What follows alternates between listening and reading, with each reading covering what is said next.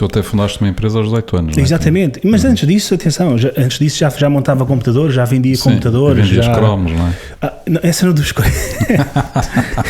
o teu cérebro puxa-te sempre para a tua zona de conforto. Se estás mais fofinho, tu vais perdendo essas faculdades de te desenrascares e de fazer, se calhar, mais com menos, etc. Percebo, não é? Precisas de 400 mil euros para iniciar, mas tu, na verdade, mesmo se não tiveres dinheiro nenhum, isto vai funcionar, man.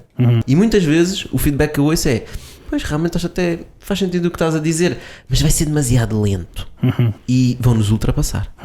Alguém vai ter a mesma ideia e vai fazer melhor que nós e nós vamos ser também pode zero. acontecer. Na verdade acontece sempre, porque todos têm, há muita gente a ter a mesma ideia. A questão é que não está na ideia, as ideias não valem nada.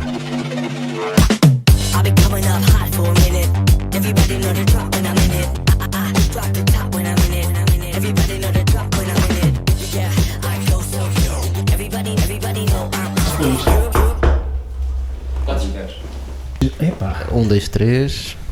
Vê se o coisa ele está bem orientado. Não leves a mal, mas vou ver se o teu coisa está bem orientado.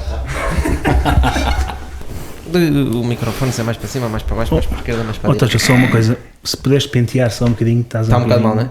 Olha, o teu copo se calhar foi mais perto. Sim. Ajeita para a esquerda. Espera aí. Epá, não me digam essas coisas que agora eu vou ficar aqui preocupado com a minha imagem. Como a minha voz aqui está muito alta, vai-me permitir que eu fale um bocadinho mais baixo. Pelo menos os vossos vizinhos, se calhar, não vão reclamar tanto depois. Não temos vizinhos. Pois é, está tudo em casa. Está tudo vazio, mano. Está tudo feito. Enfim. Se calhar até é bom para as empresas, que assim escusam ter escritórios e escusam estar a pagar a ter esses custos, não é? Sim, acho que deve haver muitas empresas já a desistir de escritórios. Sim, já conhecemos algumas que desistiram. Umas sem startups dúvida. Rapidamente desistiram. Não só, assim, as startups, percebes porquê? Startups rapidamente, mas mesmo empresas maiores. A Revolut anunciou agora que vai fazer escritórios flexíveis. Uma seguradora que também já implementou que 50% dos colaboradores que iam ao edifício já vão ficar em casa mesmo após este período de confinamento. Mas vão fazer rotação, tipo turnos? Não, a ideia parece-me que não é necessário estar no escritório, não vai para o escritório.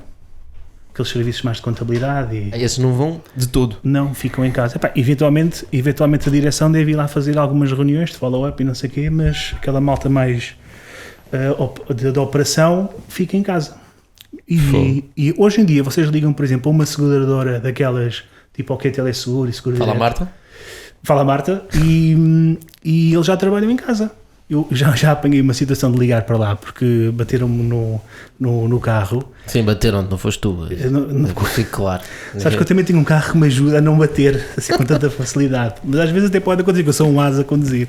Um azelha. Um asno. Um asno mesmo. E então liguei e ouvi o miúdo a chorar. E achei aquilo tão giro. Porque... O que é o miúdo a chorar? Não, achei giro as empresas. Achei giro as empresas.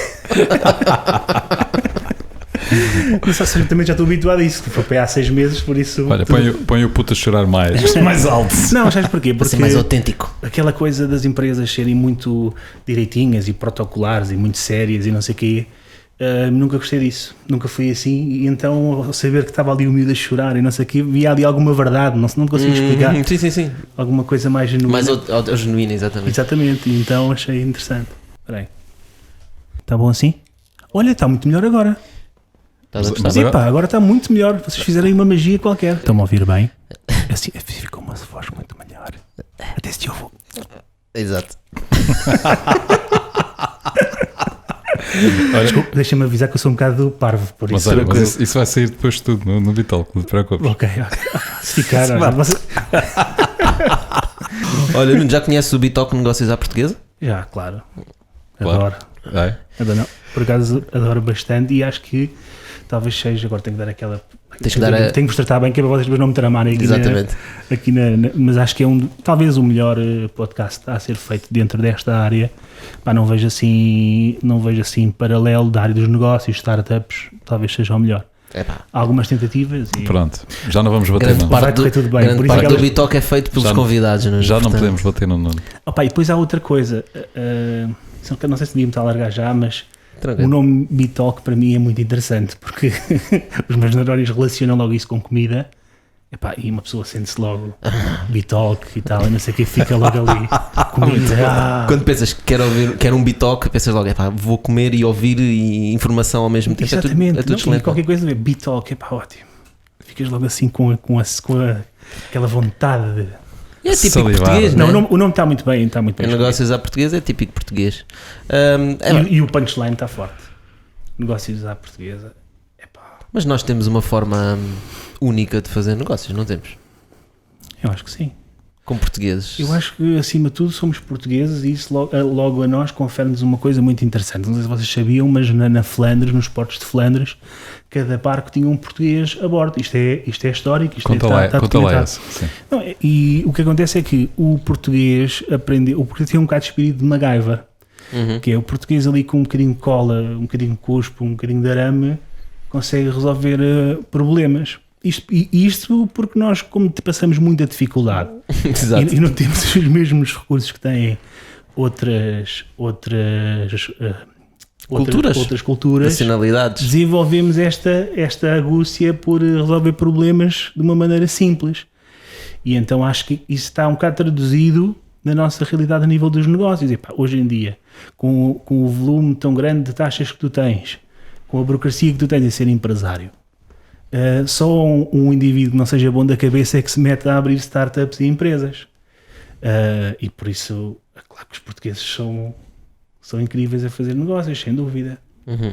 Mas então temos que manter as dificuldades todas, que é para não perdermos essa característica. Não, é isso que eu ia dizer, é que nós também somos nós que queremos essas dificuldades, não é? Portanto, também é o português que vai trazer a complexidade aos negócios e, sem dúvida. E gerir uma empresa em Portugal. Sabes que o já estava a dizer aqui uma coisa que é muito interessante, que é, os árabes têm um ditado que é tempos difíceis fazem homens de sucesso, tempos fáceis fazem homens moles. E é um bocado por aí, ou seja, isto é natural, o teu cérebro puxa-te sempre para a tua zona de conforto.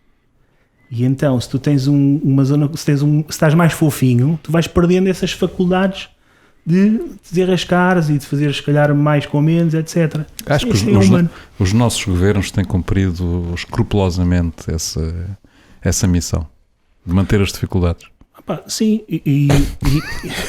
porque na verdade não faz muito sentido um país como o nosso, que tem um potencial incrível, ter esta carga fiscal completamente assustadora e ter também, não queria estar a entrar muito na área da política, futebol e religião, mas existe ainda aqui uma facção que pensa que os empresários são os lobos maus e que a culpa disto tudo é dos empresários e que os empresários é que são os gatunos que não pagam impostos.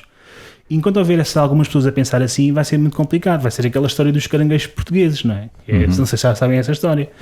E então, enquanto isso não Como é que é a história dos caranguejos portugueses? Essa história é muito simples. Então, um indivíduo a apanhar caranguejos e, entretanto, chega um casal de turistas e repara numa coisa interessante, é que ele apanha os caranguejos, mete dentro do balde e não tapa o balde. E os turistas olharam para aquilo. Incrível, como é que o gajo apanha os caranguejos, mete dentro do balde e não tapa o balde, Então, tenho que perguntar ao gajo o que é que se passa. Então fui lá perguntar ao indivíduo, olha, nós estamos aqui muito intrigados, não somos de cá, estamos a ver o senhor a apanhar os caranguejos e a pôr dentro do balde, mas o que é facto é que você não tapa o balde, você não tem medo que os caranguejos fujam? Eis que ele responde, não, porque aqueles são caranguejos portugueses. E o que é esses caranguejos portugueses? É que os caranguejos portugueses é assim, quando está um quase a subir e quase a sair do balde, o outro puxa-o para baixo. E nós ainda temos muito estamos muito melhores, mas ainda temos muito essa lacuna. Essa lacuna que, não sei, há de ter trazido outras coisas. O que é que aconteceu durante os descobrimentos, quando nós tínhamos metade do mundo? Não éramos caranguejos portugueses? É que na altura estávamos mesmo no mar, ainda éramos mais caranguejos. O que é que aconteceu? Porquê é que aí saltámos? Tens alguma teoria sobre isso? Não sei. Eu sei que nós mais uma vez arriscámos, fomos pioneiros, mas não sabemos capitalizar. Isso é o que acontece em Portugal. Muita tecnologia que é feita em Portugal e muitas coisas muito interessantes são feitas aqui e não são capitalizadas. Ou porque tu mandas recursos altamente qualificados para fora e eles brilham lá fora. Vezes o caso, N casos, está nomeadamente das baterias. Aquele indivíduo está a fazer as baterias de lítio com o indivíduo que inventou e a Via Verde. N. Estava aqui agora o dia inteiro a falar sobre isso. Acontece. E é um bocado de reflexo sobre isso. Nós somos pioneiros, somos atrevidos, conseguimos criar soluções incríveis, mas depois não sabemos capitalizar. E depois continuamos sempre pobrezinhos, sem recursos. Isto lá está, depois valer a roda. Mas eu não vou fugir ao teu desafio. Qual? Dos descobrimentos. Não sou historiador, como é evidente, mas acho que na altura houve uma visão. Houve um tipo que teve visão, não é? E conseguiu, ao abrigo dessa visão, reunir os recursos necessários. Concretamente, conseguiu atrair os melhores talentos da Europa para virem para Portugal nessa altura. Quem foi esse tipo? Estamos a falar de Dom João, não é? Como é evidente. O rei, portanto. Não, eu só queria dizer essa palavra, o rei. O rei, exatamente. Ou seja, tivemos um governante que teve uma visão para o país, efetivamente, e conseguiu, em torno dessa visão, atrair os melhores cérebros. Nós tínhamos em Portugal, nessa altura, os melhores construtores de barcos, os melhores matemáticos, os melhores astrónomos, e isso criou tal massa crítica necessária para se lançarem na aventura. E éramos poucos, não é? Segundo consta, éramos 1 milhão de habitantes na altura, não é? Extraordinário. Foras de série. É por isso que servem estas pessoas com um bocadinho de mais experiência para nos conseguirem trazer esta visão. Esta visão, e sem dúvida. É o que nós precisamos novamente, não é? Ter uma visão, atrair os melhores de todo o mundo. Mas como é que se atrai? Mas sabes que... Como é que se atrai foras de série? Sabes que uma visão atrai. Ou seja, quando tu tens alguém com uma visão extraordinária, exatamente, isso mobiliza as pessoas. Não, e as pessoas aí excedem-se. E aí tornam-se foras de série, não é? Já lá vamos. Porque de facto uma visão é inspiradora, não é? Quando ela cativa as pessoas e mobiliza, é absolutamente. Eu costumo dizer que quando tu tens uma missão, ou um mantra, ou uma visão, essa visão vai-te produzir com que tu tenhas motivação. Motivação faz com que tu tenhas ações. Porque se tu tiveres isso tudo, ou seja, sem uma visão, sem motivação, sem ações, não há magia, não é? E é um bocado por aí. Eu acho que a receita já é milenar, não é? E a motivação motiva os outros, não é? Uhum. A motivação motiva os outros. Se eu me identificar com essa visão e com a motivação. Fica mal dizer agora, mas a motivação é infecciosa, não é? É. Portanto, transmite-se com uma facilidade fantástica. Anda aí um vírus muito motivado, infelizmente. Pois, esse sacana, pá, é que... isso é outra conversa. Sim. Nuno, uma questão. Quantas empresas é que tu has CTO? 1, 2, 3, 4, 5, 6, 7. Já foram mais. Como é que se consegue ser CTO de 7 Exatamente. empresas? Olha, consegue-se com muita carolice. Antes disso, acho que seria importante perceber o que é um CTO para ti, não é? Porque há mais um CES, não é? Muita motivação, sem dúvida. Motivação. Muita motivação, muitas horas sem dormir, muitas dores de cabeça. O que é um CTO? Bem, o CTO utilizas agora este acrónimo para seres, vá lá, um diretor de tecnologia. E basicamente é o nome pomposo que eu tenho para justificar aquilo que eu gosto de fazer, que é criar tecnologia. Lembro-me desde sempre, desde miúdo, que o meu hobby era desmontar carros, perceber como é que aquilo funcionava, voltar a montar e perceber como é que eu sempre fui muito curioso, queria saber como é que as coisas funcionavam. E então a tecnologia e este problema crónico de querer arranjar problemas sempre, querer arranjar soluções para os problemas, fizeram que eu naturalmente chegasse a esta função de ser CTO. Mas o que é que isso implica para ti? Ou seja, se eu estou a perceber bem, no fundo é pensar sobre a empresa em si, sobre o negócio e com potencial com a tecnologia, e que tipo de tecnologias é que se vai utilizar para o fazer? Porque o CTO não é, digamos que não é um executante de operacional. Tu não estás lá a programar, a fazer linhas de código. Também faço. Mas vês-te mais como um arquiteto. Exato, é isso mesmo. Um arquiteto da solução tecnológica. Olha, não é? eu vou-te dizer a minha visão. Eu posso dizer já aqui uma coisa, que eu não sou um indivíduo muito inteligente, mas sou o indivíduo mais persistente do mundo. Ou um dos mais persistentes do mundo. E o que eu faço é, vejo um problema e não desisto enquanto não encontrar a solução. E essa solução normalmente tem uma componente muito tecnológica. A minha função é perceber que, com base num problema que existe, como é que eu vou resolver aquele problema recorrendo à tecnologia. E isto é a forma mais simples que eu tenho para descrever aquilo que eu faço. Há um problema e o meu objetivo é arranjar uma solução para aquele problema recorrendo à tecnologia. seja através do que for, uma nova tecnologia que eu não conheço, mas vou passar 2 semanas sem dormir a perceber como é que ela funciona, seja através de uma roda que já foi inventada e que eu adapto uma peça de outra solução que já foi desenvolvida, e é por isso que eu desenvolvo as minhas empresas, porque tenho essa capacidade de criar. Ou seja, há aqui uma situação aqui nas startups que acontece muito, que há aqui 2 problemas. As startups têm um bom comercial, mas não têm quem desenvolva. Um indivíduo tem a ideia, mas depois não tem quem desenvolva. E depois há os indivíduos que têm a capacidade de programar e fazer, mas depois não têm a parte comercial de vendas. Eu sou o gajo que faz a coisa acontecer. Basicamente a tecnologia, a parte da tecnologia. A tecnologia. Não das vendas, não é? Se bem que cada vez mais estou também... eu acho que todos temos de ter uma componente de vendedor.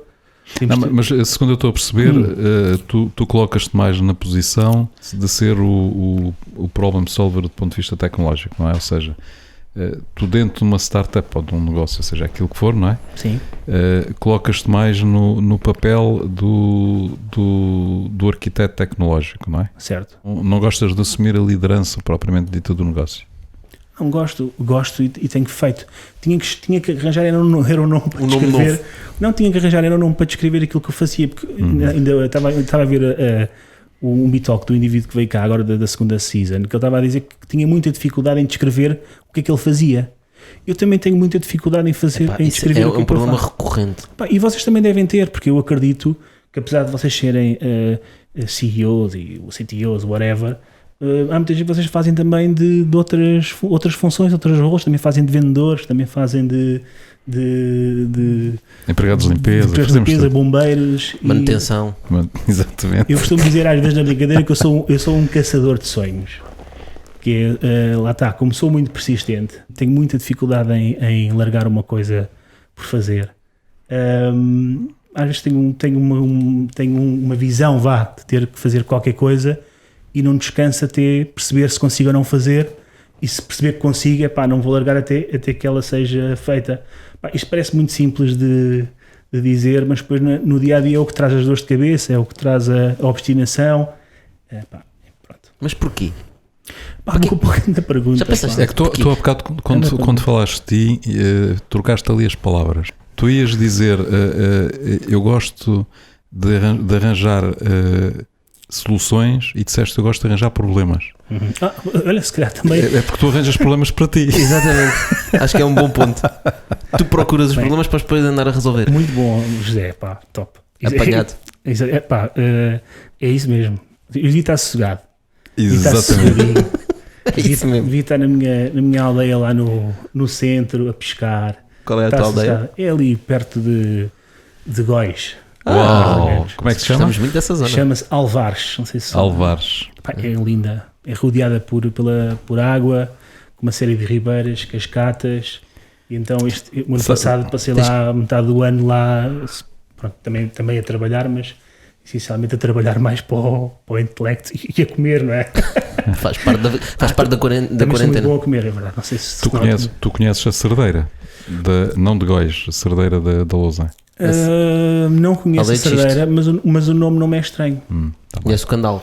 Eu já estive no Telegenal, não deve ser muito longe. Sim, do outro lado da montanha. Pronto, já estive a fazer. E faço de vez em quando, pego no carro e pego na família e vamos fazer essa volta. Lá dá uma visitinha à Cerdeira. Vou quando fores à Cerdeira à Pita, a gente recebe-te lá. Vou com todo o gosto.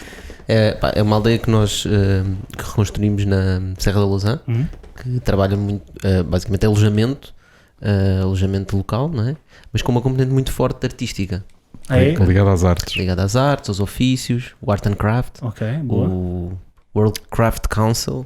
Sobretudo a parte da cerâmica e trabalho em madeira, não é? Portanto é o mais forte. Mas... Como vocês sabem, nessa zona há muita malta do norte da Europa com muita habilidade nessas áreas. Pintores, eu conheço vários nessa zona de entre Pedrógão Grande e Góis que são artistas incríveis. Sim. Incrível. Mas voltando ao why. Ok, procuras problemas. Ok, nós procuramos problemas. Nós também somos um bocado assim. Também gostamos de procurar problemas. Arranjar trabalho, não é? A questão é, porquê que nós fazemos isso, não é? Às vezes isto aplica-se em tanta coisa diferente na vida e depois começa-se a aplicar também nos negócios, mas não é só nos negócios, né? Eu também arranjo coisas para me coçar, porque não são negócio nenhum, não é? Portanto, de onde é que vem esta nossa necessidade, não é? De dar um propósito a procurar problemas? Ou... Eu acho que tenho uma explicação para isso. Se bem que pronto, a minha explicação pode não ser a mais correta, mas eu acho que tem a ver também com o ambiente onde estás inserido e com o teu ambiente familiar e o país onde nasceste e a época onde estás a viver. Porque os meus pais sempre foram empreendedores, eu sempre assisti em casa o que era ser empreendedor, não ter horários e ter uma vida diferente das outras pessoas, e então, mal ou bem, isso influenciou-me um pouco a ser a pessoa que sou, e também a forma como eles educaram-me a viver a minha vida. Ou seja, meus pais... Tu até fundaste uma empresa aos 18 anos, não é? Exatamente, mas antes disso, atenção, antes disso já montava computadores, já vendia computadores. Vendias cromos, não é? Não, essa não dos cromos. Todos passam pelos cromos. Essa dos cromos é muito interessante. Mas depois, entretanto, eu depois não concluí o pensamento anterior, que tem a ver com o que é que nós arranjamos problemas, não é? E eu acho que tem a ver um bocado com isso, tem a ver com um bocado depois com a necessidade de tu quereres fazer alguma coisa que te faça sentir vivo, e também tem a ver também com o facto de quereres fazer uma coisa que tu tenhas orgulho, não é? Eu acho que é por isso, penso eu, que seja essa parte do problema. Relativamente aos cromos e este ambiente onde eu nasci, fez com que meus pais, apesar de terem algumas capacidades económicas, nunca me deram aquilo que eu queria, não é? E então eu lembro-me que desde miúdo que inventava sempre coisas para ganhar dinheiro. Coisas incríveis. Olha, vocês lembram-se daquelas Nintendos, dos cartuchos, as Family Games e não sei o quê? Exatamente, tal e qual. Às vezes com o cotonete com um bocadinho de álcool. Muito bom, essa visão foi espetacular. E nessa altura o que é que eu fazia? Comprava os jogos numa loja que havia lá onde eu morava, 2 contos, custava os jogos, eu jogava jogos. Não era a GameStop? Acabava, não, isso foi muito difícil. Jogava o jogo, acabava o jogo e entretanto, aquilo já agora, aquilo agora era um passivo que eu tinha ali, um jogo que eu já tinha jogado. Pôr na prateleira, não é? Apanhar pó? Vamos ter que rentabilizar esse ativo ou passivo, vamos pôr aqui isso a rodar. Então, vendia, lá está, a parte... Também dizer que também não fuja a parte das vendas, porque também acabava depois por vender a ideia aos meus amigos. Eu estive a jogar um jogo incrível, estás bem a ver, aquilo é brutal, aquela emissão. A sério, qual é o jogo? Emprestas, e assim, emprestar eu não posso, mas olha, eu posso vender o jogo. A sério, quanto é que custa o jogo? 5 contos. E então eu comprava o jogo por 2. Eles estavam com aquela coisa lá, com aquela emoção de querer jogar o jogo, pediam aos pais deles, traziam-me os 5 contos e eu fazia ali o negócio. Ias comprar mais 2 jogos. 5 contos da vigária. Mas na altura não tinha ainda essa visão da expansão do negócio. Então o que eu fazia, destruía o dinheiro todo em ténis da Adidas ou em Discmans. Na altura vieram substituir os Walkmans, então não tinha essa coisa de comprar 2, 4 e não sei o quê. Queria era curtir, fazer dinheiro para depois curtir à brava. Faz parte da juventude, não é? Muita gente tem esse tipo de histórias de empreendedorismo e às vezes... E depois vão trabalhar para um banco. Certo, também. Pois, mas o que eu ia dizer é diferente. Super infeliz. Mas depois também há pessoas que nunca tiveram esse tipo de histórias e eventualmente se tornam empreendedores, não é? E tu estavas a justificar... a falar que uma das razões porque achas que procuras os problemas é também da tua família ser uma família empreendedora. Sim, que me influenciou também a dizer que, olha, mas era um empreendedor completamente diferente. A forma como tu empreendes hoje é diferente, não é? Seguramente na tua família nunca ninguém pensou ter 7 empresas a trabalhar em áreas completamente diferentes, não é? São coisas que tu te lembras. Estava aqui a ver, tipo, desde pedir orçamentos, que foi a primeira, não é? Sim.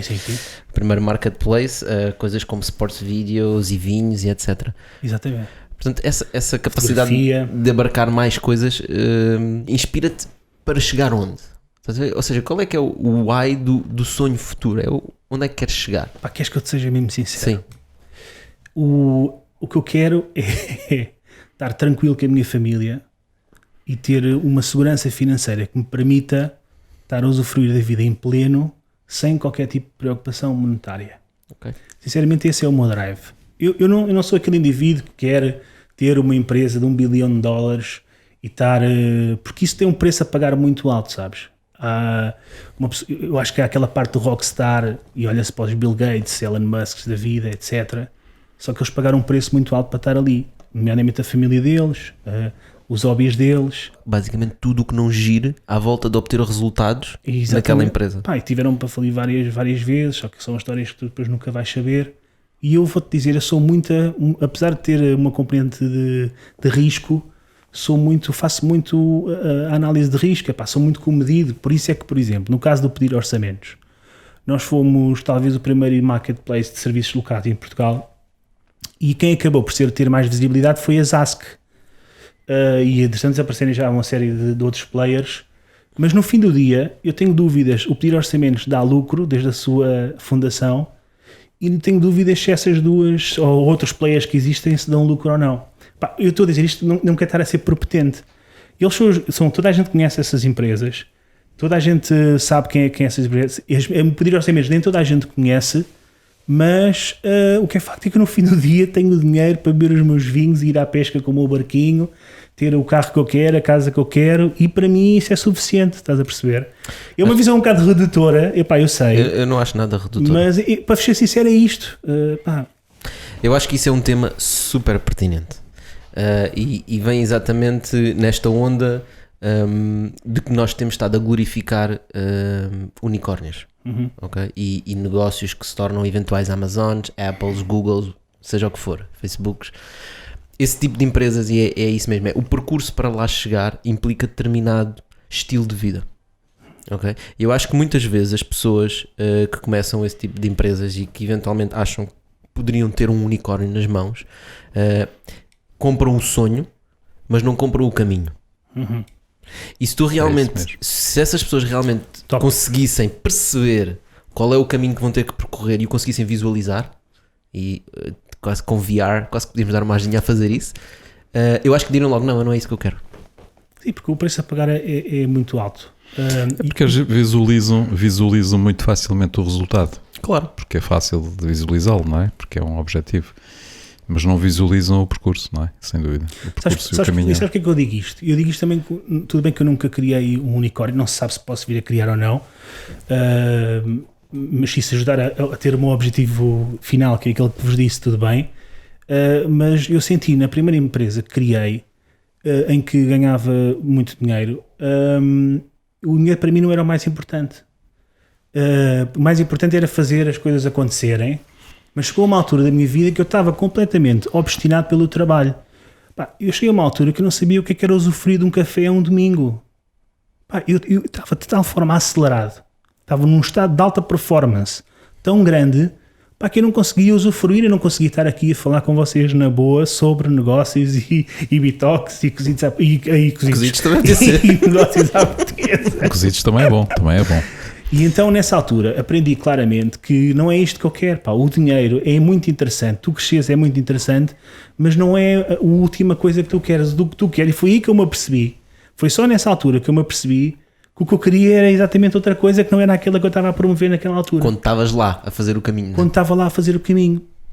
Isto é muito interessante, porque eu, uma escala mais pequena, eu consegui perceber um bocadinho do que é que pode sentir um grande figurão de uma empresa. Tu tens esse exemplo para mim, claro, que é quando tu falas com uma pessoa que diz: eu vou construir uma mega empresa que vai ser gigante e vamos faturar e vou fazer montes de dinheiro.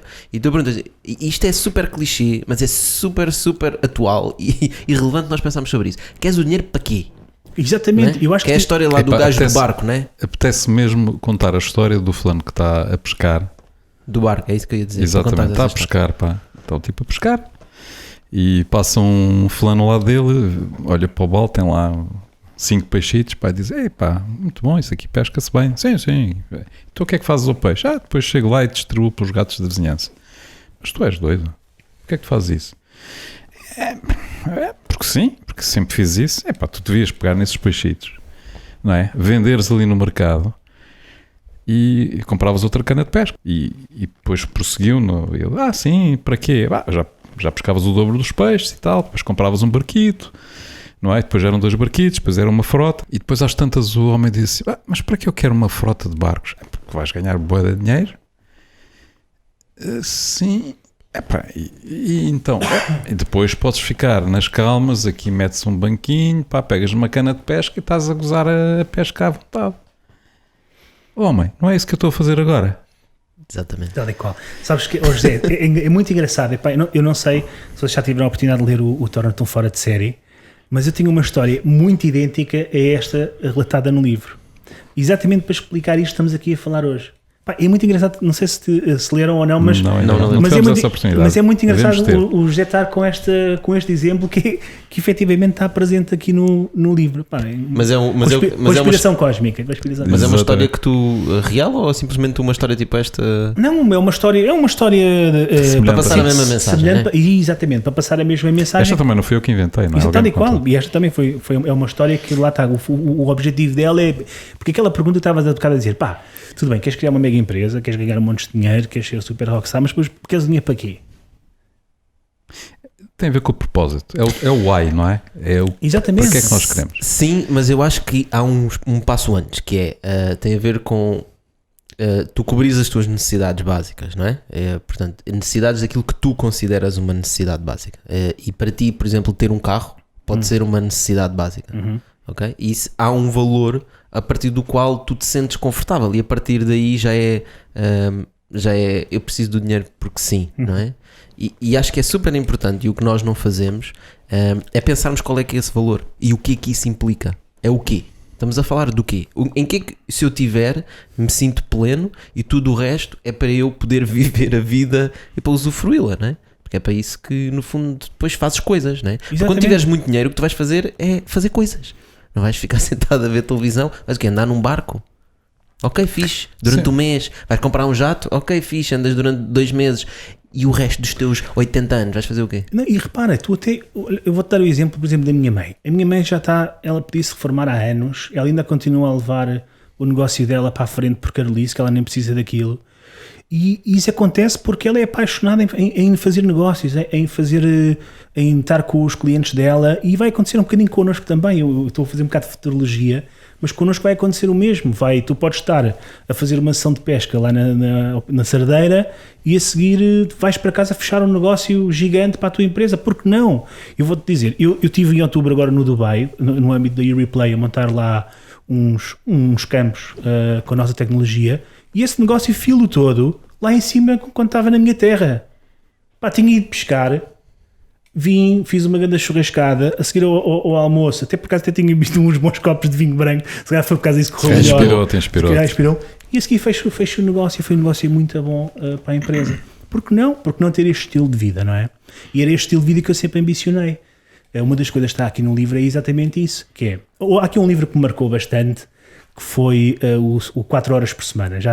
4 Hours do Tim Ferriss. Exatamente. Esse livro está brutal e inspirou-me a perceber que tu realmente podes fazer mais, melhor, sentares 8 horas por dia sentado a uma secretária. E é possível. E eu exerço isso todos os dias. Sim, e o Tim Ferriss foi mesmo ao extremo máximo. Ele foi ao extremo máximo. Estamos a falar de 4 horas por semana. Por exemplo, eu hoje tenho uma equipa de programação mundial, tenho malta no Canadá, nos Estados Unidos, no Paquistão, na Índia, a trabalhar para mim.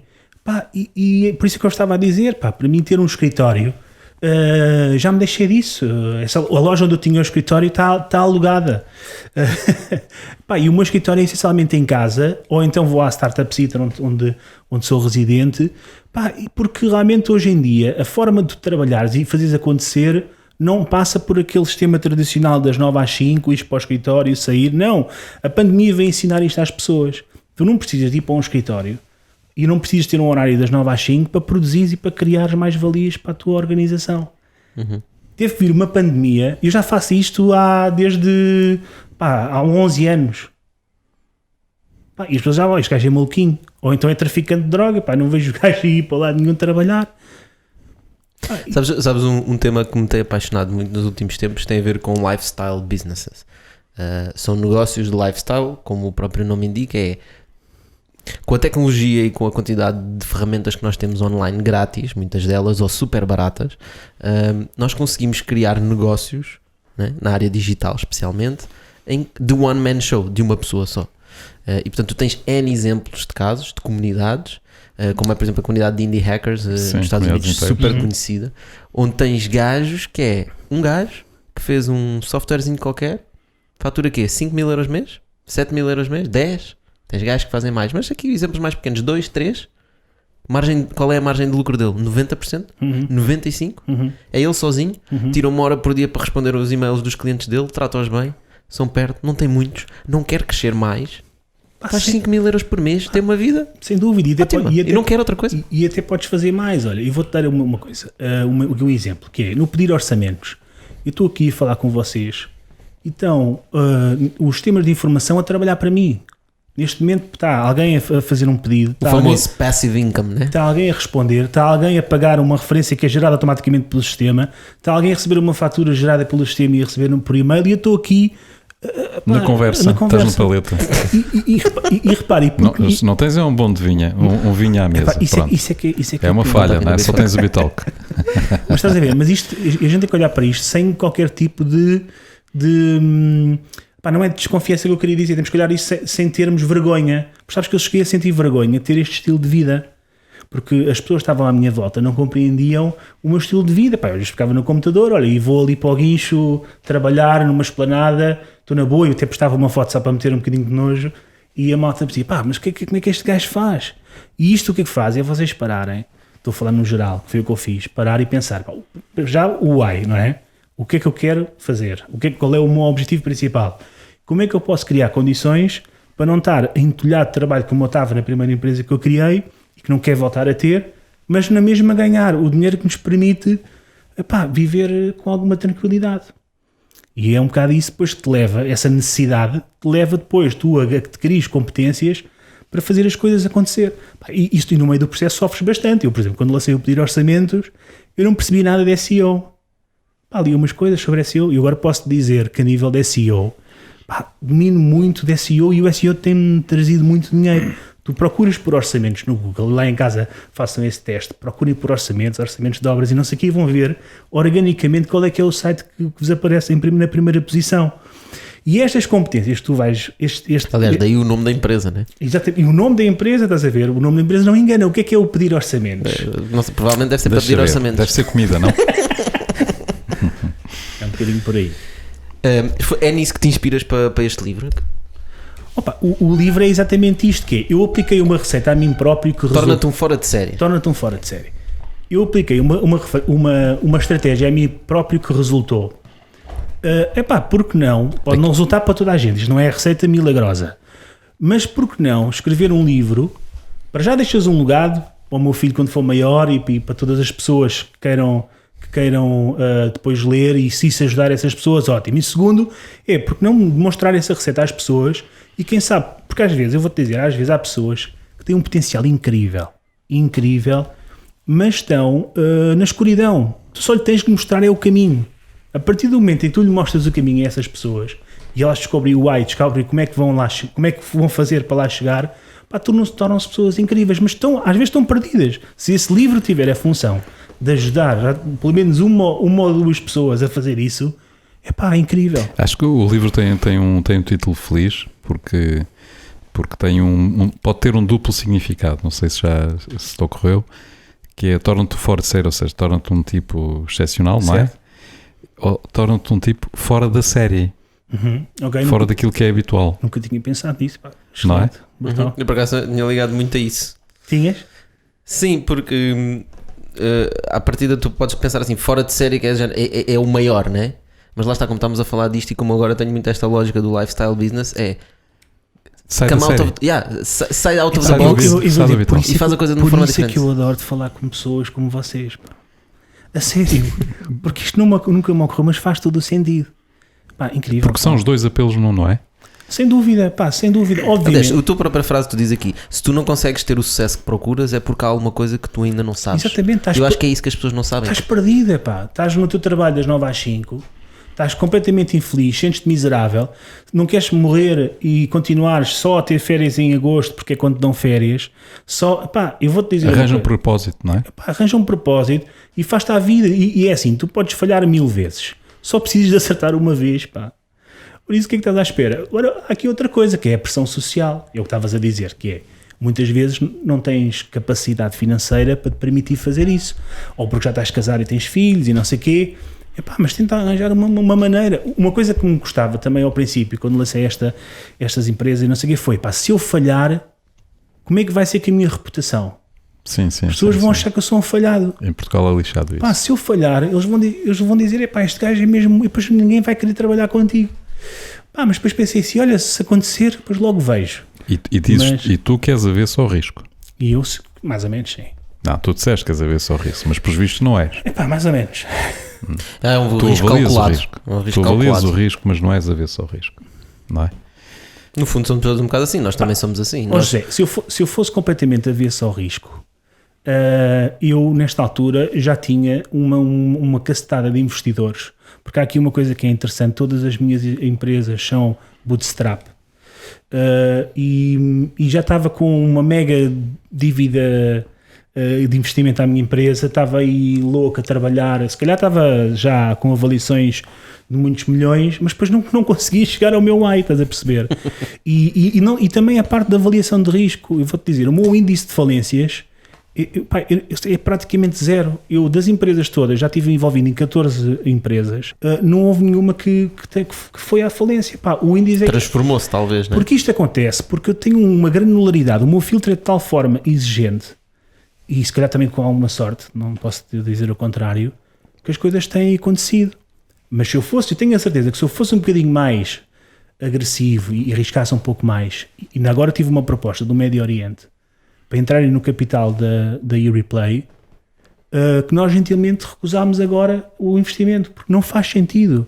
Eu não quero estar agarrado a nenhuma entidade, porque aí vai-me permitir que se eu de um momento para o outro quiser parar isto tudo e quiser me dedicar ao dominó, eu posso fazer. Se eu, a partir do momento, as pessoas têm que perceber o seguinte, a partir do momento em que aceitam capital de um investidor, vão se tornar... Capital exterior, seja investidor ou não. Seja exterior, seja o que for, cuidado de alguma coisa, eles vão ter que prestar e vão ter responsabilidade perante essa entidade. Naturalmente. Porque tu não podes depois decidir fazeres o que quiseres da tua vida porque houve alguém que acreditou em ti e meteu lá o carcanhol. Não é? Se pedires um empréstimo ao banco, também ficas com essa responsabilidade. Exatamente. E eu acho que hoje em dia as startups preocupam-se mais em fazer um belo PowerPoint e preocupam-se mais em ir à procura do dinheiro do que se preocupam em criar negócio, em perceberem gerar negócio. Várias pessoas já dizem isso, mas é verdade. Cada vez mais eu percebo que mesmo os programas de aceleração estão muitos virados para isso, para a captura de capital, para a captura de investidores, para o pitch. Mandem lá lixar isso. Porque os próprios investidores também incentivam muito isso, não é? Mas atenção, há negócios e negócios, não é? Exatamente. Há negócios, portanto, há determinados negócios que não seriam possíveis sem investimento de VC. Sem dúvida. Sim, mas há negócios que não precisam de investimento. O que eu ia dizer é exatamente isso, há negócios que precisam dos VCs, mas a percentagem dos negócios que andam à procura de VCs versus aqueles que realmente precisam dos VCs, nós estamos a falar se calhar 90% não precisava de estar a fazer. Sem dúvida. Ou mais. Por exemplo, negócios como o Facebook são sedentos de investimento. Claro. Não há outra hipótese. Para ter aquela curva, aquele hockey stick, não é? de crescimento, só consegues com dinheiro, não há a mínima hipótese. Há negócios que não dá para fazer de outra forma. Mas sabe, eu estava a dizer, há muitos negócios que dá para fazer e acho que é um bocado essa responsabilização perante o investidor que eu estou aqui a falar é muito importante. Porque eu acho que a malta que sejam novos ou velhos, querem estar dependentes do investidor, desresponsabilizam um bocado, não respeitam o dinheiro dessas pessoas. E então, vamos levar tudo à frente, se isto correr mal, alguém há de pagar, não sou eu. E essa cultura tem que parar, porque se tu pensares que estás a fazer um negócio sem rede, se calhar os negócios vão correr melhor. Sim, e repara, há aqui um elemento que é muito importante nisso que estás a dizer, que é o seguinte: quando um founder, chamemos assim, não é? Que é o que se chama o founder, o fundador de um negócio, de uma empresa, recorre ao investidor, para ele é relativamente fácil gerir a empresa. Porque uma coisa é tu gerires uma empresa quando tens o dinheiro na conta bancária. Outra coisa é gerires uma empresa quando tens que ir buscar esse dinheiro para a conta bancária todos os dias aos teus clientes, certo? Portanto, e eu já me defrontei com algumas situações em que dizem, bom, não estou muito confortável com o business, com o runway que eu tenho na minha conta, e não estou muito confortável com o orçamento da minha empresa para este ano, porque ali em agosto posso ter ali problemas de cash flow, não é? E eu digo, olha, meu amigo, isso são negócios, não é? Muito mais fácil na fase startup em que tu tens o dinheiro na conta e podes gastá-lo, não é? Que é um bocado aquilo que se passa na administração pública, não é? Em que tu tens o dinheiro e tens que o gastar. E é bom que o gastes, porque senão depois já não tens no próximo ano. Que é uma coisa absurda. E que eles chamam uma coisa muito interessante, que é a execução orçamental, não é? Execução orçamental. Portanto, eu já vi algumas startups falarem em execução orçamental, portanto, tem um orçamento para executar, não é? Isso é assustador, quando houve uma startup a dizer execução orçamental. Portanto, aqui o que acontece é, tens que dizer, olha, meu amigo, agora tens que aprender a gerir um negócio, não é? Não uma startup, mas um negócio, que vai morrer e reviver todos os dias, não é? Portanto, todos os dias se compromete com gastos que são certos e com receitas que não são certas, não é? Certo. Portanto, é quase como um jornal, quando é impresso, morreu, não é? Portanto, está à espera depois que venha o dinheiro para compensar o custo que ele teve na impressão do jornal. Isto tem que se aprender, não é? As pessoas não nascem ensinadas, não é? Portanto, tem que aprender que, efetivamente, o dinheiro dos clientes tem muito valor, porque se os clientes estão a pagar, é porque estão a reconhecer valor naquilo que estão a receber em troca, não é? E tem que cuidar desse dinheiro para poder continuar a poder servi-los, não é? Certo.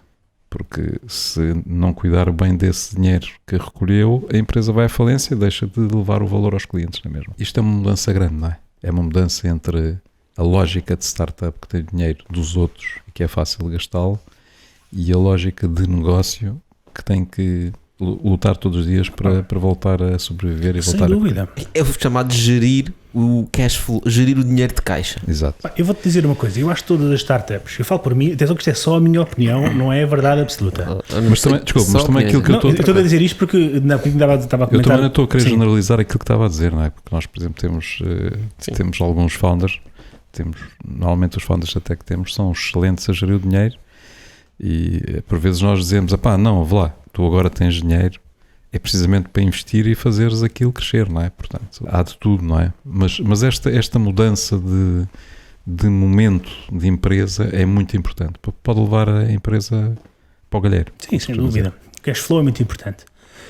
Mas vou-te dizer uma coisa, José, relativamente ao dinheiro, o dinheiro, se tiveres uma conta bancária muito recheada a favor da empresa, vai-te dar algum conforto.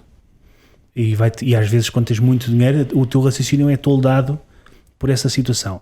Tens que, na minha opinião, eu acho que as startups têm que sentir ao princípio. Eu vou dar um exemplo muito popular. Eu também sou um gajo simples. Nós adoramos exemplos. Que é o seguinte: lá na minha aldeia fazem a festa, agora que a pandemia não fazem, mas fazem a festa todos os anos. Isto é acho que é incrível. E a festa é feita por pessoas que vivem lá na terra e também algumas pessoas que vão lá sazonalmente, como é o meu caso, que participam na construção da festa. Essa festa começa com 0. E a festa tens de contratar artistas para ir lá tocar, tens de comprar suprimentos para fazer os bifanos, os bitoques, as cervejas e não sei o quê. E tu começas a festa com 0. Depois leiloas o presunto. Exatamente, fazes umas rifas para não sei o quê, e isso faz-te mover, faz-te ter ações. É aquela história da motivação, ações, sem ações não há magia. É exatamente a mesma coisa, que é, ao sentires que não tens dinheiro e tens ali uma responsabilidade muito grande em organizar a festa, tu vais atrás, tu vais querer fazer, tu vais ser pressionado a querer fazer dinheiro. E as startups muitas vezes falta isso. Como conseguir uma ronda com muito dinheiro, aquela fome, aquela coisa de querer ganhar o cliente, de ir para a rua vender e não sei o que mais, se calhar não é tão atiçada. Esta é a minha opinião, posso estar errado. Eu acho que faz todo o sentido, mas eu acho que tem muito a ver com aquilo que eu estava a dizer há pouco dos unicórnios, porque é assim, existe uma franja de tecido empresarial que precisa de viver de crescer o negócio de uma forma completamente diferente. Eu acho que o problema não está no facto dessas empresas existirem, elas têm que existir e vão continuar a existir. O problema está em nós criarmos a sensação para nós próprios de que grande parte das empresas que são criadas hoje em dia estão para serem isso. E não são. Certo. A esmagadora maioria das empresas que nós criamos em Portugal, no mundo em geral, até em Silicon Valley. Em Silicon Valley um bocadinho mais porque eles têm esse mindset, mas mesmo assim, grande parte... E também em Silicon Valley. Mas é que eles lá têm um bocadinho de mindset um bocadinho mais apurado para isso. Mas ainda assim, a grande esmagadora maioria das empresas lá criadas não deviam receber dinheiro de VCs, não deviam tentar ser unicórnios, deviam sim fazer uma empresa bootstrap, como estavas a dizer há pouco, portanto financiada por eles próprios, financiada por eles próprios com os clientes, né? Porque uma empresa financia-se com os clientes. E até pode ser mais interessante para a empresa, porque repara bem, eu estava a dizer uma coisa que é muito interessante, que é, nem todas as startups podem ser bootstrap, verdade, mas aquelas que podem ser, até pode ser mais interessante, eles primeiro começarem a validar o seu MVP, a fazerem já algum dinheiro, a terem já alguma tração, e depois quando chegarem à parte do investidor, já vão com outra moral, porque a melhor forma de tu pedires dinheiro a um investidor é quando ele te oferece dinheiro ou quando tu não precisas de dinheiro. Essa porque é a melhor o teu negócio, ou seja, o próprio negócio que estás a fazer para a tua empresa vai ser melhor. E por isso perder logo muito early stage. Desculpa, eu sei que vocês também são investidores early stage, não queria lá está, e por isso é que nós estamos a falar disso. Nós somos só early stage. Nós somos investidores só early stage e eu tenho esta conversa recorrentemente. Porque eu acho que é mais importante vocês darem smart capital a empresas que estão agora a começar agora do que propriamente estarem a entrar com muito dinheiro, na minha opinião. Para já a gente não entra com muito dinheiro, mas acredita firmemente que há muitas pessoas que vêm falar connosco que a gente diz, não precisas de dinheiro. Tu podes avançar sozinho. Estás a pedir dinheiro para quê? Normalmente não acreditam em nós. Pois é natural. Acham que a gente não quer ajudar. Sim, é o que estás a rejeitar. É uma desculpa para não investir. Para não investir, estás a ser assim polite para ela, não. Okay. Mas na verdade é assim. Mas é que tu analisas o business plan de uma empresa, às vezes até startups, e quando és uma startup tens que criar um business plan que seja crescimento louco, né? Certo. Mas mesmo assim, tu tens empresas em que tu olhas para esse business plan e dizes assim, ok, acho que estás a exagerar um bocadinho no crescimento, percebo, né? Precisas de 400 mil euros para iniciar, mas tu na verdade, mesmo se não tiveres dinheiro nenhum, isto vai funcionar, man. Porque repara, tu podes te financiar com isto, tu vais cobrar assim, só depois é que vais fazer isto. Portanto, tu não precisas gastar dinheiro nesta parte, não precisas gastar dinheiro nesta componente, porque tu podes obter o rendimento primeiro antes de gastar. Portanto, se tu pensares nisto de uma forma bootstrapped, até vai funcionar. E muitas vezes o feedback que eu ouço é, pois realmente até faz sentido o que estás a dizer, mas vai ser demasiado lento. Vai ser muito lento e vão nos ultrapassar.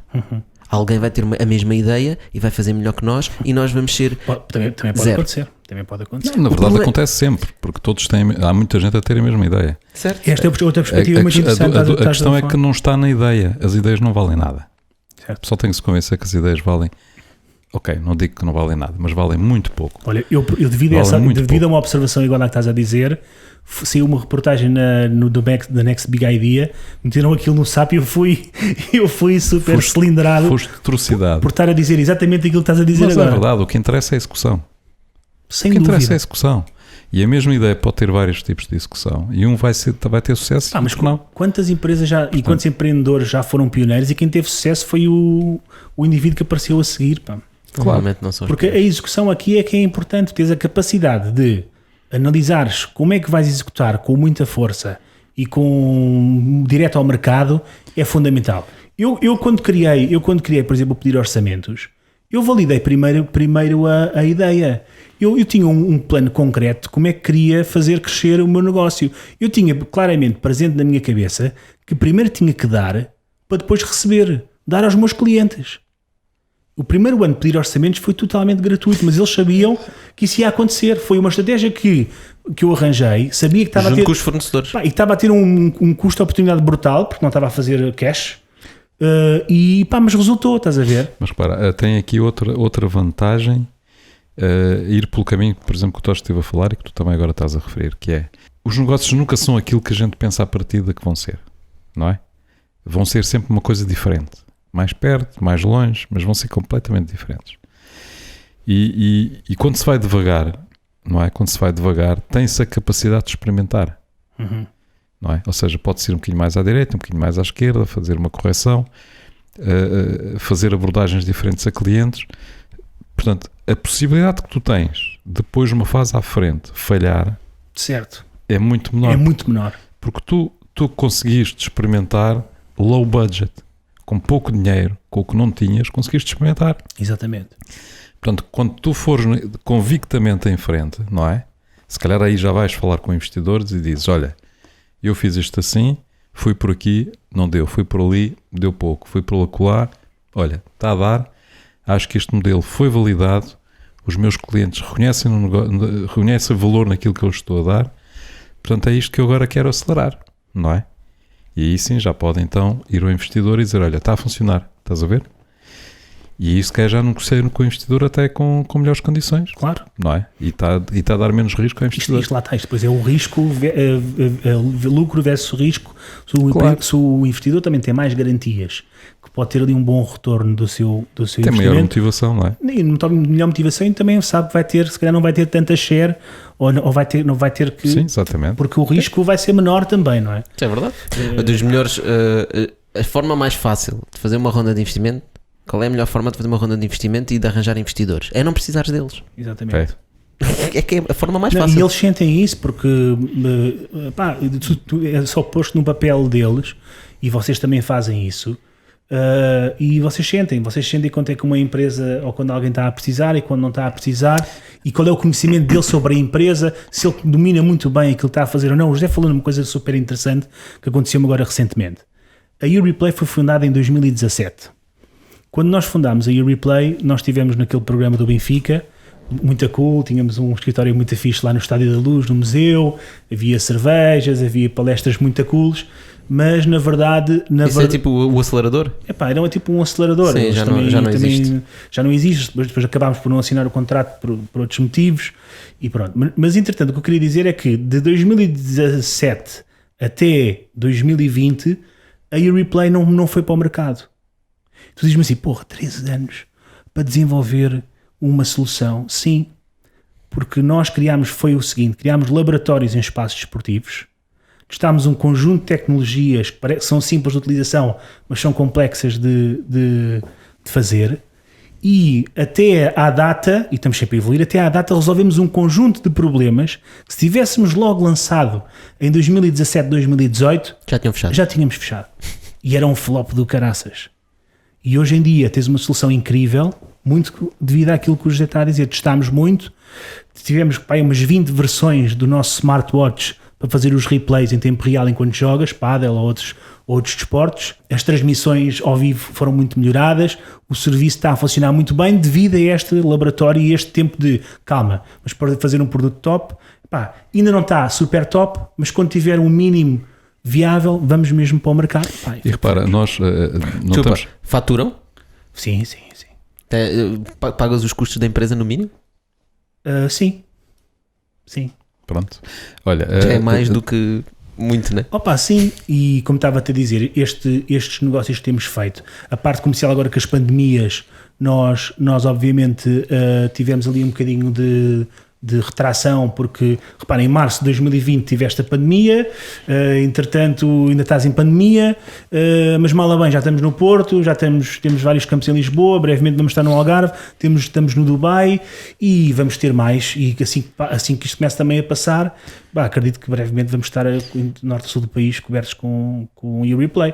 E aconteceu muito devido àquilo que o José estava a dizer, se nós não testássemos aquilo, e, aliás, houve alguns clubes que serviram de cobaia que foram fundamentais. Tu ouviste o cliente, eles ajudaram-te a evoluir o teu produto. Sim, é essencial. E foi sem dúvida. Acho que se eu pudesse aqui resumir, era ouvir os clientes foi fundamental. Mas há aqui um outro aspecto que eu gostava de referir dentro deste tema, que é o seguinte. Porque nós acabamos por seguir exatamente o mesmo caminho com as empresas com que investimos, não é? Ou seja, investimos logo no início, não é? Portanto, logo no pré-seed, diremos assim, não é? Portanto, nós procuramos que esses projetos atinjam rapidamente, mostrem resultados, não é? Ou seja, que mostrem que são possíveis de serem sustentáveis. Certo. Quando diz resultados é literalmente financeiros. Okay. Ou seja, mostrem que há negócios. Certo. É o tal show me the money, não é? Show me the money. Muito clássico, show me the money. Porque se tu conseguires provar, se tu conseguires demonstrar que a empresa é viável a uma pequena escala, aí depois podes ir a investidores e nós aí estamos juntamente com o founder, porque também somos um pequeno investidor, não é? Aí já podes ir a investidores maiores a pedir para investirem na empresa, não é? Porque ela já provou que naquela escala funciona. Certo. E dá lucro e consegue funcionar. Portanto, se tu vais escalar, nem todas conseguem fazê-lo, mas vais escalar uma empresa que é sustentável, que dá dinheiro, a probabilidade dela dar dinheiro maior é muito grande. É muito grande. Se tu tens uma empresa altamente deficitária, que tem muitas promessas, isto precisa de escala. Estás a ver? Isto precisa de escala. Isto em pequeno não funciona. Quando tiver 1 milhão de utilizadores... Exatamente. Repara, isto é um grande buraco financeiro. Porquê? Porque não tem escala. Isto precisa de uma grande escala. E quando tiver escala vai dar muito dinheiro. A probabilidade disso acontecer é muito baixa. Claro. Provavelmente nós vamos escalar o problema. Exatamente. E, portanto, vamos aumentar o buraco. E alguém vai ficar a arder. Exatamente. E depois vai andar a sobreviver sucessivamente à custa de novas rondas de investimento. Não é? Exatamente. Várias empresas. E depois é aquela parte do sexiness da coisa. Pá. Eu vou-te dizer, as minhas empresas nunca andaram aí na roda viva, mas como estava-te a dizer, consigo que elas pelo menos me metam o bitoque na mesa. E outra coisa interessante que nós temos é não temos dívidas, o que é ótimo. Obviamente, em alturas pontuais podemos requerer... Faz parte da gestão da empresa que estávamos a falar há pouco. Obviamente, vais ter que recorrer à banca para fazer determinados investimentos e alguma coisa, mas o saldo acaba por ser aqui muito positivo. Tu preferes a viva roda que a roda viva, não é? Sim, epá, eu vou-te dizer, o que eu prefiro aqui é que haja... Eu prefiro que não deixa-me lá dizer aqui um exemplo. Olha, eu não queria estar aqui a mencionar nomes, mas vocês conhecem várias empresas que aparecem na Forbes e aparecem em todo o lado e tu depois vais saber e a empresa não dá dinheiro e passado 1 ano ou 2 foi à falência e ficaram N gajos a arder. Eu não quero ser esse gajo, estás a ver? Eu não quero aparecer na Forbes. Eu estou agora aqui a falar para o Bitalk porque reconheço que vocês são uma malta incrível e também não tenho uma oportunidade de falar assim sobre negócios agora em casa, não é? No Múmio tem 6 meses, não percebo. Nós de facto somos melhores que a Forbes a fazer negócios à portuguesa, não tenhas dúvidas. E então a minha visão é muito mais simples, repare, eu até posso estar, quem me está agora a ouvir pode pensar, aquele gajo é um básico do caraças, até tem a sua razão, mas eu prefiro ser um básico do caraças com o dinheiro no bolso do que ser um gajo que está lá à frente completamente depenado. Agora, mas repara, mas tu tens uma grande vantagem face a outros empreendedores. Espera, mas que é o facto de tu conseguires pensar e executares tecnologia. Exatamente, sem dúvida. Isso é uma grande vantagem. Sim. Não é? Portanto, ou seja, quando as pessoas fazem um negócio em que conseguem materializá-lo com o seu saber, não é? E que necessitem menos do saber dos outros para materializá-lo, isso obviamente é uma grande vantagem à partida, não é? Sem dúvida. Porque eu só queria levantar aí um tema que estavas a dizer, estava a pensar nisso, para não me esquecer, que é, isso tu estás a dizer de inflacionar os negócios, faz parte do modus operandi da área. Ok? E eu acho que às vezes nós às vezes não nos apercebemos disso porque entramos na nossa roda viva, no nosso dia a dia não nos apercebemos disso, mas toda a lógica de um VC é essa mesmo. Portanto, se tu fores ter com qualquer fundo de investimento, Venture Capital, VC, que procura unicórnios, que tenha um fundo, 100 milhões para investir em startups, eles estão à procura do unicórnio. Ok? Vamos imaginar que eles investem em 20 empresas. É o papel deles, pá, é o negócio deles. Eles não querem 20 sucessos. Dessas 20 empresas, eles querem 1 ou 2 sucessos. Sem dúvida. E eles vão duplicar toda a atenção nisso. Portanto, eles vão investir nos 20 e depois vão ficar a ver. E depois vão dizer assim, destes 20, estes 10 já foram. Olha, podes meter já, marcar o e-mail do gajo como spam, porque escusa de me enviar e-mails porque eu não vou perder tempo. Atenção, e pode ser uma excelente empresa lucrativa. Pode ser. Isso vamos lá a seguir. Não vai a ser um unicórnio. Depois continua a haver. Não vai justificar o investimento. Exatamente. Vai fazer só double down naqueles que estão realmente a funcionar, porque eles querem 1 ou 2 unicórnios e 3 ou 4 que paguem o investimento que eles meteram lá. Tudo o resto é lixo. Tal e qual. Porque foi esse o compromisso que eles assumiram com os investidores. Com os LPs, portanto com os investidores que meteram dinheiro no fundo deles. Exatamente. Mas é que nós temos que perceber a lógica de um VC para percebermos o que é que estamos a criar quando estamos a criar startups em lógica de VC. É nisto que nós estamos a jogar. Nós, como, aqui estou-me a pôr na parte empreendedora. Sim. Nós, como empreendedores, quando estamos a criar uma startup e vamos angariar 1 milhão, 2 milhões, 5 milhões, 20 milhões, 30 milhões, nós estamos a entrar nesta lógica. Nós estamos a entrar na lógica de nós vamos ter que ser o unicórnio daquele VC, porque senão ele não nos vai responder mais aos e-mails e vai nos deixar sozinho. Pá, nada contra isso. Temos vários exemplos disso. Temos vários exemplos disso, engraçado. E tens exemplos mesmo de coisas mais assustadoras que é. Tens VCs que investem milhões em empresas, aquilo não está a funcionar, eles fazem write-off do investimento. Fazer write-off do investimento é dizer assim: olha, os 5 milhões que eu meti na tua empresa, onde agora tenho 15% de equity, não me interessa, olha, devolvo os 15% de equity, paga-me €1. What? Tipo, qual é a lógica? Né? Nós temos que parar para pensar. Porquê é que aquilo tem lógica na cabeça deles? Aquilo tem lógica na cabeça deles porque eles não querem perder tempo contigo. Mas, Tocha, eu percebo perfeitamente o negócio deles. Eu percebo perfeitamente. E acho que é legítimo. Eles, no fundo, estão a arranjar ideias interessantes. Sabem que em 20 uma vai dar. E que vai eles quem? VCs ou não, os VCs. Eles, na verdade, o negócio deles até é muito interessante. Digo-vos uma coisa. Só que eu não quero ser uma ovelha, estás a ver? Eu nasci para ser lobo, não para ser ovelha, percebes? Mas tens que perceber o negócio, né? Tens que perceber qual é o negócio para saberes que, olha, é neste jogo que eu estou a jogar. E portanto, se eu vou buscar dinheiro de VC, eu tenho que ser o melhor de bets para continuar a crescer, porque senão eu vou cair. Não, é que tu aí és o produto. És o produto de investimento. Exato. Do jogo, não é? Porque isso aí já é um jogo, não é? Já estamos a falar em especulação. Sim. Não é? Portanto, faz parte do jogo. Ou seja, porque o fundo de investimento ganha dinheiro em quê? Ganha dinheiro nas comissões que cobra por gerir aquele fundo, não é? Sim, agora estás a ver na parte do lado dos investidores, que também do lado do investidor. Há gajos que estão a meter dinheiro em fundos para investir nestas Exatamente. coisas. E tem que existir, porque senão metem noutro fundo. Claro. Exato. Então eles cobram uma comissão para gerir o fundo, porque tem despesas, não é? Como é natural. Tem que ir falar com startups, tem que fazer viagens, tem que fazer uma data de coisas, tem que acompanhá-los, etc. Precisam de gente para isso. Então cobram uma FII por isso. E depois eles têm que duplicar ou triplicar o dinheiro que os investidores lá meteram, não é? Uhum. Idealmente mais, mas sim. Mas pronto. E então, o que é que acontece? Vocês têm conhecimento dessas taxas de... Depende muito. Depende de cada fundo, não é? Cada um deve ser... depende dos fundos, claro. E depois ainda é definido em que é que o fundo pode investir, não é? Claro. Qual é o setor? E qual é que é a tese de investimento? Mas a grande maioria dos fundos, a esmagadora maioria dos fundos, 90% dos fundos de VC, se conseguirem duplicar um investimento, é excelente. Porque há uma mão cheia de fundos, tal como nas startups, que são os fundos de sucesso. E naqueles que tu sabes que o dinheiro que entra lá normalmente sai, porque os founders bons querem aqueles fundos. Claro. Sim, porque em termos gerais, o negócio de investimento não é um grande negócio. Ou seja, o retorno...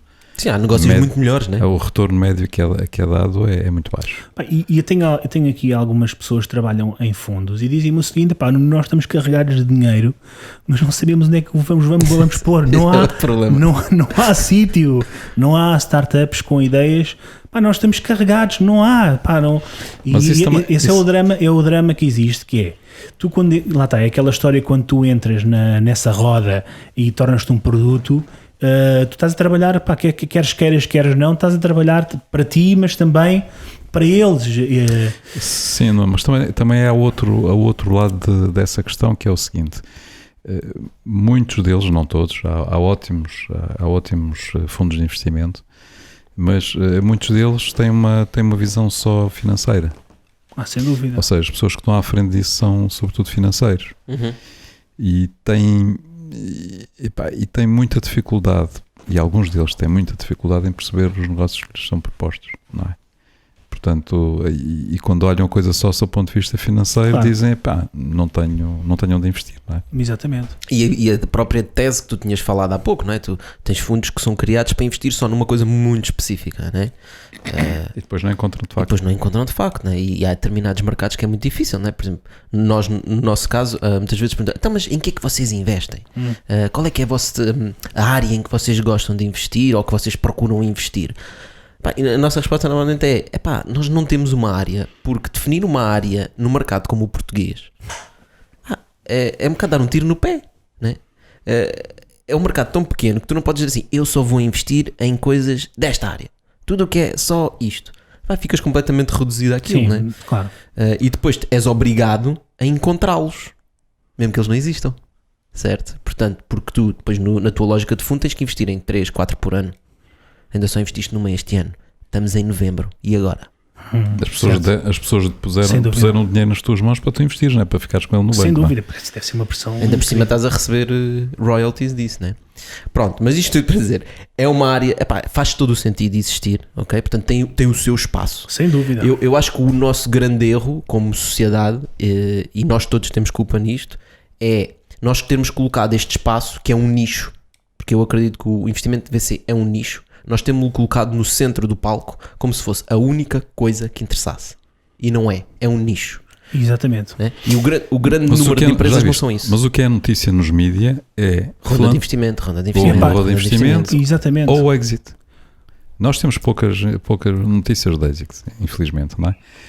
Mas normalmente o que interessa é qual foi a ronda de investimento... Ou se foi um exit, quanto startup é que foi? X, fecha X, Y milhões. Agora, o que é que aquela empresa faz?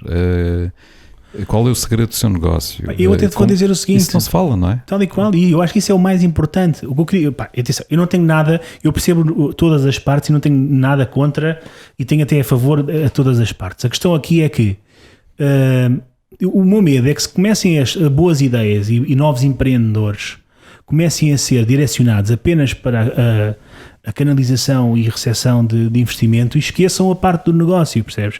É só isso. É só a única coisa que eu quero que fique claro é que, se estás a pensar em abrir uma empresa, foca-te mesmo no teu negócio. Depois se precisares de dinheiro logo se vê. Mas o importante é mesmo o teu negócio. Pega no telefone, cria uma landing page da Tanga, mete lá a fotografia de um produto, vê se aquilo tem cliques ou não. E se tiveres um resultado positivo, ótimo. Se não tivesse, faz mais 10 ou 20, há uma que vai resultar. Percebe? Eu acho que é esta a mensagem que tem que se dar às pessoas que estão lá em casa a ver este podcast. É que qualquer idiota consegue fazer uma empresa de sucesso. Não precisas ser o gajo mais inteligente do mundo, nem precisas ser o gajo mais especialista. Tu ao longo do caminho vais-te tornando depois especialista. É preciso ser persistente e seres muito bom na execução, e depois precisas de dinheiro, alguém vai-te ajudar, contactas aqui ao Licipway e outras empresas que vão-te ajudar nesse sentido. E, sabe, agora que estás a falar nisso, e vou aproveitar essa tua deixa, porque acho que faz todo o sentido, que é adicionar ainda o seguinte ponto, que é, quando tu estás à procura de investimento, tens uma ideia, não é?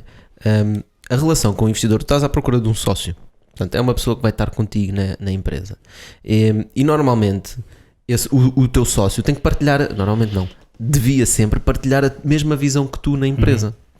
Uma das formas como eu sugiro sempre fazê-lo é, eu sou super aberto nas redes sociais, no LinkedIn, inclusive no WhatsApp, e eu gosto que as pessoas venham falar comigo. Isso não significa na primeira interação que nós vamos ter, que é dizer, olha, eu quero 50 mil euros, não sei o quê, não é essa interação que eu estou à procura, meu. Eu estou à procura de interação de perceber o que é que tu estás a construir. Eu posso-te ajudar, eu ajudo sem pedir nada em troca, não preciso de equity para te ajudar, eu posso dar a minha opinião. Aliás, estamos aqui os três a investir o nosso tempo, estamos aqui a partilhar, né, para tentar ajudar, e portanto essa relação pode ser criada desde o início.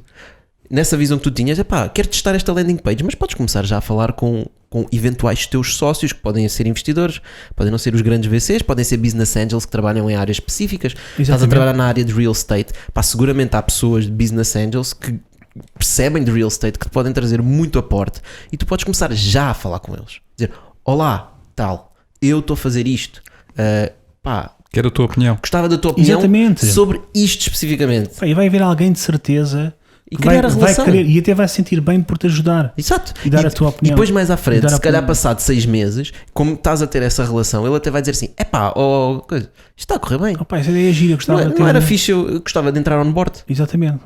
Tipo, vamos aqui pensar numa forma que eu sei que não faz sentido para ti dinheiro porque estás a fazer isto bootstrapped, mas se nós, 50 mil euros aqui não dava uma grande ajudinha para fazer isto e vais ter mais do meu tempo, sim, então se calhar esse business angel faz sentido ser como sócio. Tal e qual. Ou seja, não precisa de ser uma startup. E pode ser a última ronda de investimento que tu fazes, não é? Exatamente. E não tem que ser um investidor profissional. Sabes uma coisa, Tocha, que eu falo ali no meu livro, é da relação com os sócios e como é que tu deves escolher um sócio. E só aqui resumindo, o sócio deverá ser sempre polivalente, mas deverá ser sempre complementar às tuas características. O que acontece aqui muitas vezes é que tu escolhes um sócio com base, dás-te bem com ele e tal, é um gajo porreiro, ou então são os 2 programadores ou os 2 vendedores. Escolham um sócio, se possível, que seja complementar à vossa expertise, ok? Mas que partilhe a mesma visão. Não, claro, isso aí partilhe a mesma visão, os mesmos valores. Aí é fundamental. Os valores e a missão têm que ser iguais. Mas que seja complementar, que seja o gajo das vendas e o CTO, ou o nerd da informática. E também o gajo do Smart Capital ou que vai me ajudar a obter financiamento ou a organizar o meu negócio. Idealmente Smart Capital. Isto parece simples, mas sabes, vocês estão ligados também às startups, e eu também apanho lá muitas startups na Startup Sindra, que ainda há muito essa lógica do amigo. Ele é teu sócio porque é amigo, depois há guerras por causa das shares, depois um trabalha mais que o outro. Porque sempre pensámos fazer uma empresa juntos. Isso enerva-me um bocado, sabes? Isso enerva-me um bocado. Mas pronto, eu acho que é um bocado por aí. A história que estavas a falar e pegaste bem na parte dos sócios, é isso. A malta é tentar arranjar sócios que sejam complementares e que de alguma forma façam a empresa crescer em vetores diferentes.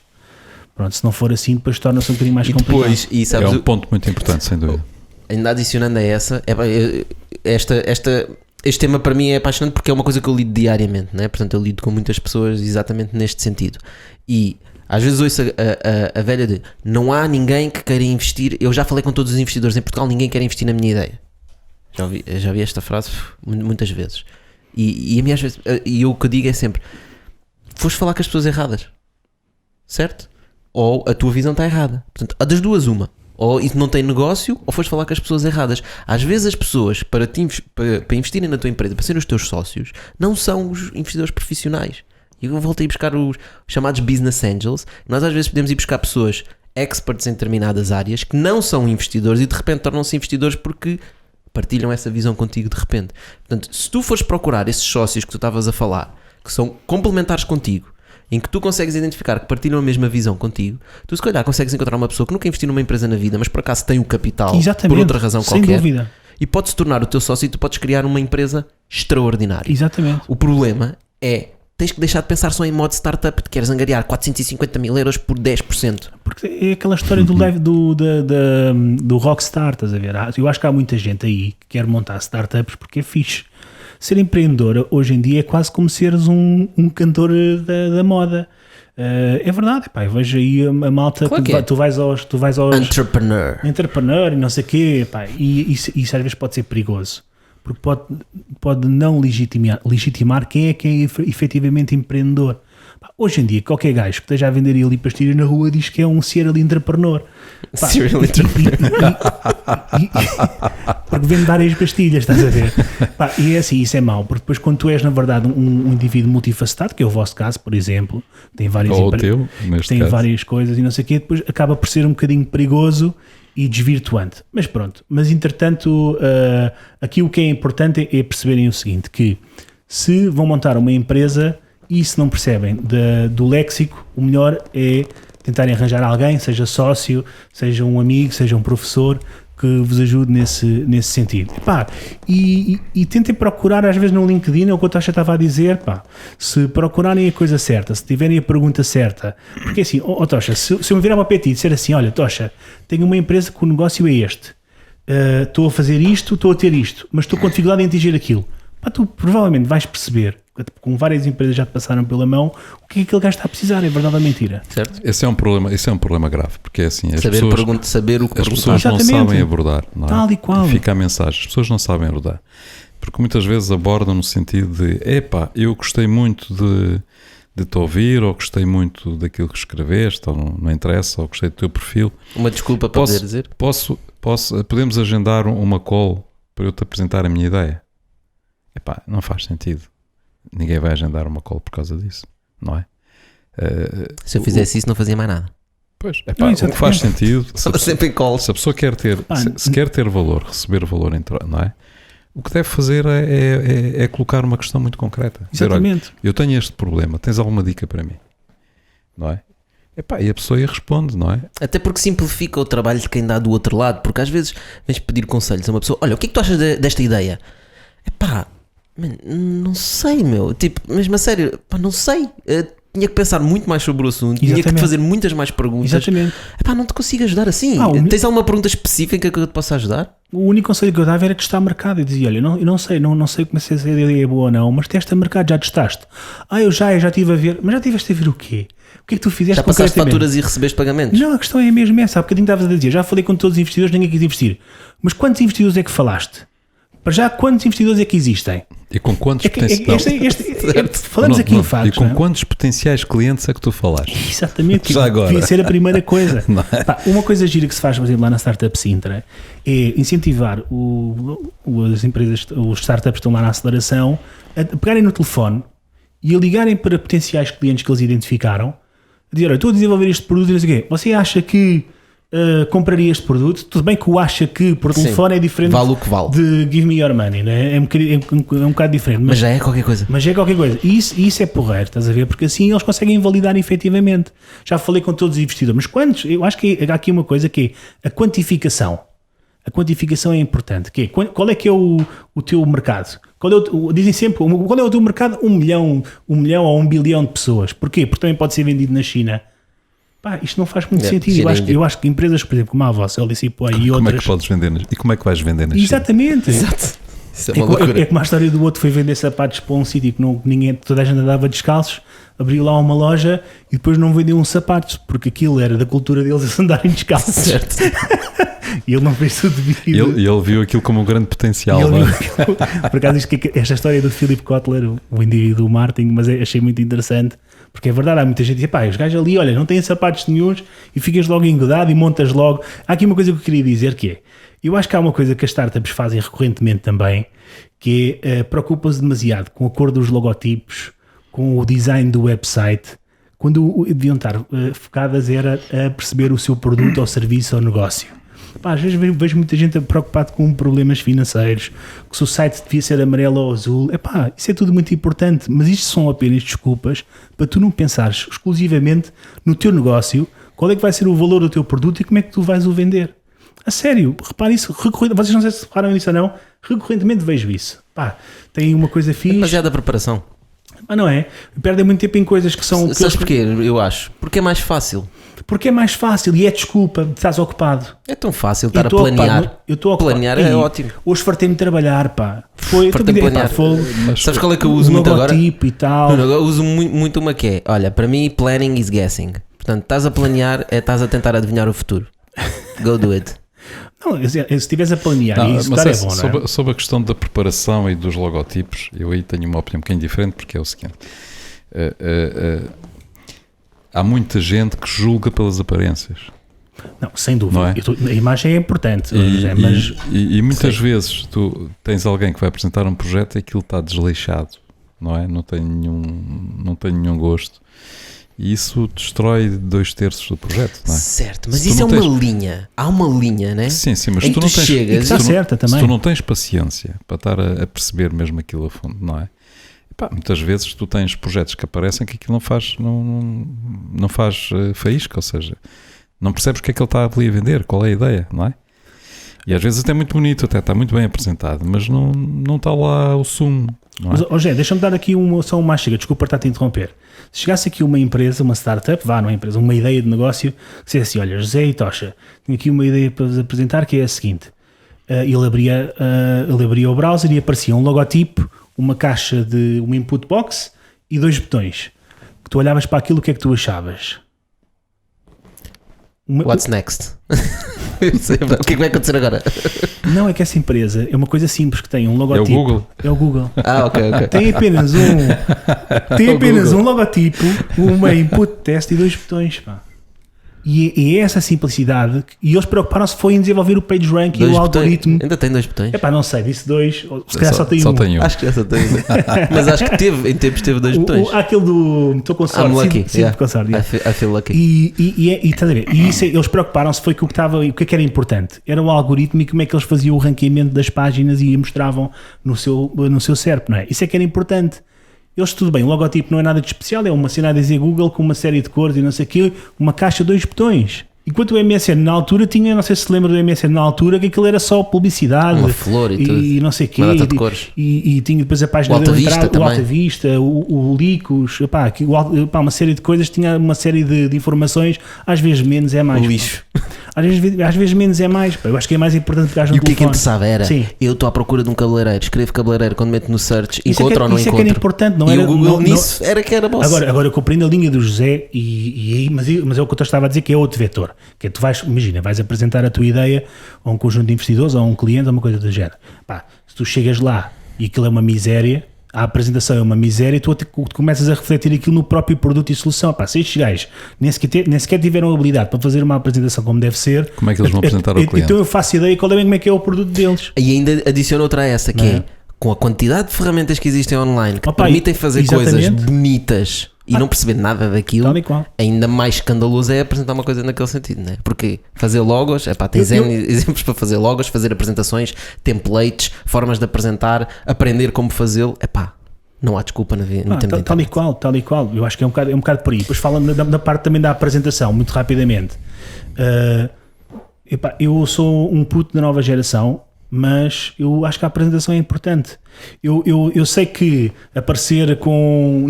Eu para mim brincos tudo bem, cabelos pintados de outra cor, nada contra, mas vivemos numa sociedade, infelizmente, que ainda sofre muito daquele efeito halo, não é? Que é, tu olhas para a pessoa, imagina, estás a desenvolver uma fintech e aparece-te um gajo todo cheio de carimbado de tatuagens, brincos e não sei o quê, com uma tatuagem na testa a dizer I love you, uma coisa agora. Tu olhas, não vou investir neste gajo.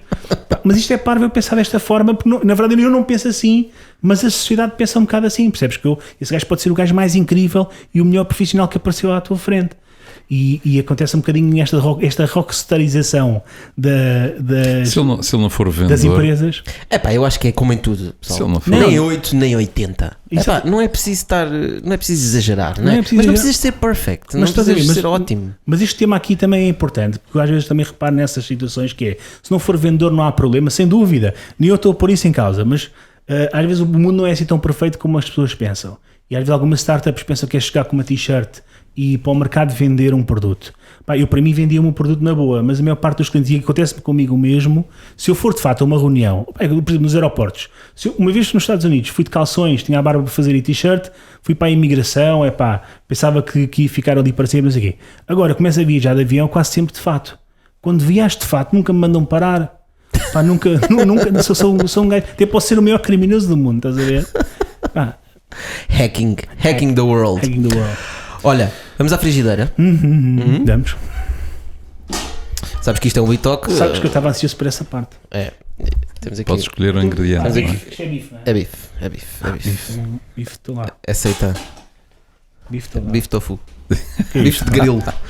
Bife de insetos. Parece daqueles bolinhos dos chineses. Podes ler? Nuno e tudo. Eu pensava que isto era uma cena. Vocês tinham aqui. Não, lê lá. Personalizado. Lê. Nuno, achas que és um fora de série? Acho.